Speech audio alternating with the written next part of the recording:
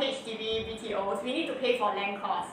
We need to have a standard framework whereby we really go for the balloting process, and each balloting process costs $10. A lot of people actually pay a lot of $10 and then they say they give up, they go for resale flat, and they have all kinds of sales of balance issues, the number of lease of years issue, the CERS issue because they couldn't get en bloc.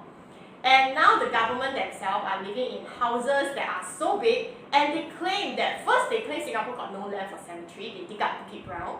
Then they say that Singapore got no land for religious purposes, like for temples, for churches, for mosques. And now they are setting religious land costs at market prices. So as of the parliamentary reply is that about 20 to 30 of the religious organizations say that they will wait for the government to change, and then they will see how the new framework is going to be. But 6 religious organizations actually gave up on the government and say that they want to renew their lease right now. So these 6 religious organizations, of course, they have the foresight, they are blessed with the wisdom to know that the Singapore government will not give them a better deal, which is why they signed the 30 years lease right on the spot. Whereas the remaining 10, 20, 30 religious organizations, they think that the Singapore government will change. But no, because the Singapore government is not being transparent on how much they are paying per square meter. In fact, the Law Minister himself declared in Parliament that they are only announcing the prices whereby churches are paying as high as $3,000 per square meter. And for Chinese temple, they are paying about $2,000 per square meter. The exact number is actually $1,000 to almost $2,000 within a time period of about 10 years. So the price actually doubled per square meter.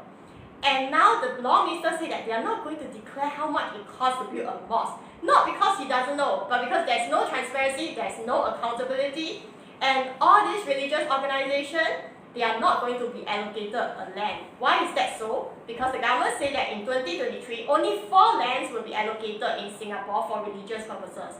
2 of them to Chinese temple and another 2 for churches. So what about the mosques and the Hindu temples and other minority religions?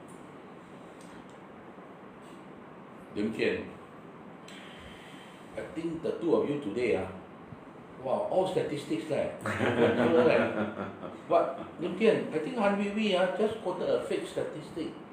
She said that the minister's house is 1,000 times the size of the HDB BTO. Cannot be. At the most 200 times. So Tean, you think she will be Pop-Man? It depends on what kind of BTO you are talking about. Well, I won't comment on that, except I want to say this. You know, here you have Lawrence Wong, all right? We even had Parliament prorogued, and they had a second opening of Parliament, all right? And what was their theme? Their theme was that they were going to fight social stratification. And you know Shanmugam in 2018, those Singaporeans, you know, in Singapore, a person living in a good class bungalow is never more than 15 minutes drive away from a 3-room flat or rented flat. And you know what were his words?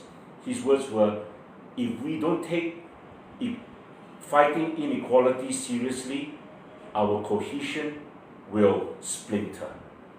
And here he is, all right, living in possibly Singapore's largest property. Let me remind you, 306,930 square feet. And you think that he should be setting this type of example? Hui Hui, ask you a very